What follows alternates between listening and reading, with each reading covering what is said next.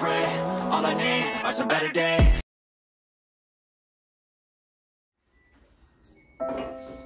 Assalamualaikum warahmatullahi wabarakatuh. Apa kabarnya teman-teman semua? Semoga selalu dalam lindungan Allah dan diberi segala keberkahan. Amin. Udah lama saya nggak posting untuk kegiatan daily living gitu. Nah, kali ini kebetulan juga ada acara di rumah, jadi saya sempetin untuk bikin videonya. Karena jujur aja selama ini saya suka bingung mau bikin video untuk daily activity gitu. Tapi karena saya ada arisan, saya rasa oke lah buat diliput sedikit-sedikit. Jadi ini saya lagi peras jeruk nipis. Alhamdulillah ada pohonnya di belakang rumah, dan ini mau saya jadikan minuman untuk menu arisan nanti. Jadi arisan ini itu arisan kecil-kecilan yang di budgeting juga sempat saya spill, yaitu untuk per bulannya itu cuma 20.000 aja. Tapi waktu itu rencananya untuk 2 orang yang dapat arisan per bulan. Tapi sekarang diubah jadi 4 orang per bulan. Jadi udah naik untuk biaya arisannya jadi 40.000 per bulannya. Sebenarnya saya pribadi sih kurang tertarik untuk ikut arisan, karena kan jatuhnya kalau kita yang dapat berarti kita ngutang. Jadinya kemarin pas saya dapat itu waktu acara di rumah ini, saya mau langsung ngelunasin, tapi ya pengurus acara arisannya itu nahan untuk beberapa bulan lagi, nanti aja bayarnya. Takutnya nanti nggak datang lagi ke arisan di rumah orang. Ya masuk akal juga sih, tapi kan saya takut kalau ya kita nggak tahu umur gitu ya. Nanti kan kalau meninggal dalam keadaan berhutang itu kan ya berat lah ya. Oke, jadi ini tuh saya lagi bikin air jeruk nipis bunga telang untuk menu minuman arisan ini. Tadi itu saya mau seduh bunga telangnya itu di dalam gelas ukur gitu. Tapi ternyata waktu saya tuang air panasnya itu ada suara krek gitu kalau teman-teman ngeh tadi di video tadi. Dan akhirnya saya ganti ke Tupperware kuning ini, Tupperware emak-emak ya. Dan ini selagi saya tuang air panasnya ternyata ada yang netes-netes, ternyata wajannya itu bocor. Jadi saya ganti ke wajan baru untuk masukin gula dan dilarutin gulanya dengan air panas juga.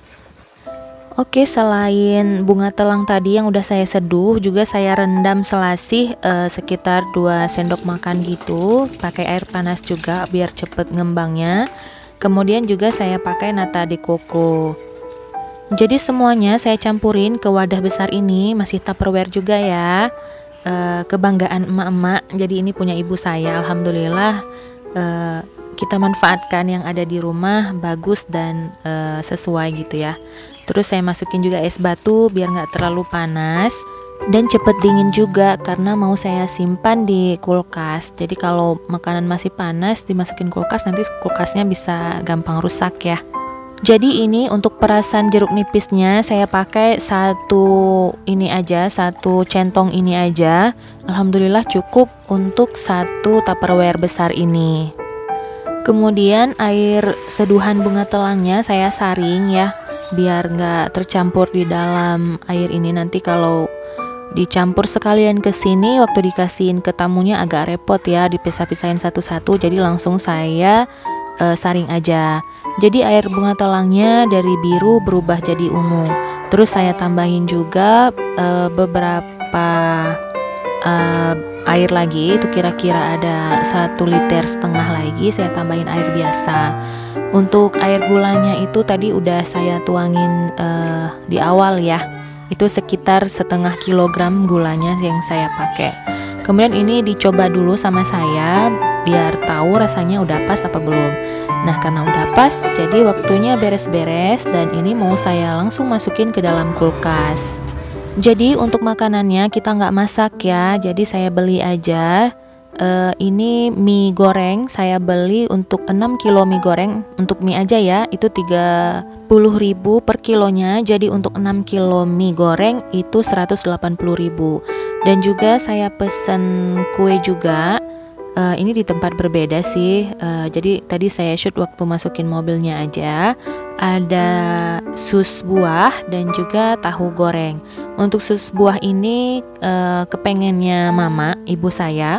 Dan untuk tahu gorengnya kepengenannya saya. Dan ini Bang Ibrahim lagi nunjuk-nunjuk kue sus buahnya. Dia paling suka sus buah atau pai buah gitu. Dia suka banget dengan fla dan buah-buah gini. Dan kemudian Dek Muhammad nyusul juga minta diambilin kuenya. Karena dia apa yang abangnya pengen, apa yang abangnya makan, dia pasti minta juga. Apa yang abangnya lakuin, dia pasti niruin juga. Emang lagi masanya niru-niru gitu ya. Jadi dia mau ambil sendiri, tapi saya takut dikacauin, jadi saya tahan tangannya, kemudian saya ambilin aja untuk dia. Nah, jadi ini saya mau kasih lihat tahu isi ini, tahu goreng isi yang saya suka ini. Jadi isinya tuh lembut banget, terus waktu kita gigit itu masih keluar air-air gitu, juicy gitu maksudnya. Dan waktu kita ambil ini masih beruap gitu ya, memang masih hangat tahunya. Tapi memang harga kue ini agak mahal ya, per potongnya itu 2.500. Tadinya waktu Ramadan saya beli itu 2.000 per potong, tapi sekarang udah 2.500 per potongnya. Dan sekarang saya susun kue-kuenya ke dalam piring sedang gitu ya, biar nanti gampang dibagi ke para tamu arisannya. Jadi bisa dioper ke setiap sudut tamu yang ada di ruang tamu. Ini mama dan ponakan lagi packing mie gorengnya buat dibawa pulang sama peserta arisannya ya. Jadi sistem arisannya itu karena arisan kecil-kecilan, arisan desa gitu. Jadi kesepakatannya itu nggak usah nyediain makanan yang mahal-mahal atau berat gitu, kayak lontong, nasi gitu. Boleh sih nasi, tapi yang untuk dibungkus gini lah ceritanya, biar tidak terlalu memberatkan. Jadi nggak perlu ngumpulin uang arisan yang besar-besar, karena tujuannya memang untuk silaturahim, mempererat hubungan kekeluargaan di para penduduk desa, khususnya ibu-ibu ya. Oke, udah selesai tadi nyiapin kuenya. Lanjut saya mau nyiapin minum. Kebetulan juga ibu-ibu arisannya udah mulai baca yasinan. Jadi sekarang waktunya untuk disiapkan minumannya, karena kalau terlalu cepat disiapkan takutnya nggak dingin lagi ya. Jadi minuman ini tuh selain rasanya segar juga nyegerin banget ya, apalagi siang-siang gini. Jadi cocok banget dijadiin menu minuman untuk sebuah acara. Tapi ini masih agak sedikit kurang ya, kalau ada daun mint pasti rasanya lebih segar lagi. Jadi ini besoknya setelah acara arisan saya mau ngevakum dulu karpet yang dipakai buat acara arisan kemarin. Ini banyak banget rontokan dinding karena memang udah nggak bagus ya, mungkin pengaruh endapan pasir tsunami atau karena memang sudah tua dindingnya, saya juga kurang tahu. Walaupun berulang-ulang dicat tetap aja bakalan rontok kayak gini. Jadi ini saya ngevakumnya harus nabrak-nabrak dinding gitu ya. Kalau teman-teman ada dengar bunyi tuk-tuk gitu, itu karena yang di bagian ujung-ujung karpet itu susah buat disedotnya kalau nggak digituin. Terus juga jangan salah fokus ya sama vakumnya yang bergaris putih itu bukan kotoran ya teman-teman, tapi lem tembak itu karena dimainin anak-anak jadi patah. Jadi biar bisa dipakai lagi, saya lem dengan lem tembak. Ngevakum itu ada lebih ada kurangnya ya. Untuk kelebihannya kita bisa bersihin debu tanpa bikin kotor area yang lain, karena kalau kita nyapu itu kan debunya berterbangan lagi, jadi beberapa furnitur itu mungkin bakalan berdebu. Tapi kalau kita vakum ini jadinya malah lebih lama ya kan. Kalau kita vakum cepet-cepet pasti kurang bersih jadinya. Setelah divakum, saya mau langsung ngelipat dan ngegulung karpet biar bisa disimpan. Anak-anak jadinya nggak jadi tempat main ini ya, nggak jadi playmate-nya mereka. Takutnya nanti tumpah-tumpah minum atau susunya mereka malah jadi rusak. Jadi ini saya mau kasih tips cara yang baik untuk kita menyimpan karpet supaya nggak bikin ujung karpet itu melengkung. Jadi caranya teman-teman lipat kedua ujung ke tengah kayak gini dan kasih space ya. Dan baiknya untuk ngegulung karpet itu, kalau karpet besar kayak gini tuh baiknya berdua. Tapi ini karena sayanya lagi sendiri, jadi saya gulung sendiri aja sebisa saya. Kenapa dikasih space di tengah? Karena waktu kita ngegulung itu pasti terangkat karpetnya kayak gini nih. Jadi nanti malah makin merapat gitu. Jadi kita kasih space biar nggak menimpa bagian ujung karpet yang satunya lagi yang kita lipat itu.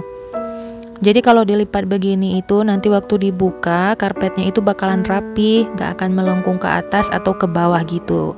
Nanti kalau kejadian melengkung kayak gitu kan jadinya jelek karpetnya ya. Juga waktu kita jalan itu bisa-bisa kesandung dan jatuh. Nah setelah selesai digulung, saya mau ngikat dulu kedua ujungnya, dan ini tali yang saya siapkan ternyata terlalu pendek, jadi mau saya belah aja karena ini tali rafia ya, jadi bisa langsung dibelah, terus saya sambungkan lagi biar tambah panjang aja.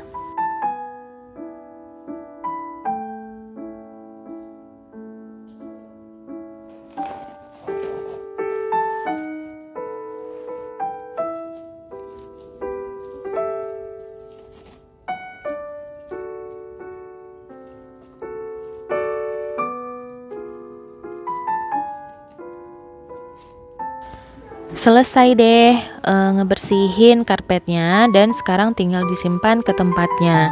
Ini sebenarnya mama ada lemari khusus untuk nyimpan karpet, tapi karena agak jauh dari ruang tamu dan karpet ini terlalu besar dan berat untuk saya angkat sendiri, jadi saya taruh di sudut aja biar aman, nggak jatuh kena anak-anak lari nih. Kayak adik Muhammad ini lagi lari mondar-mandir gini.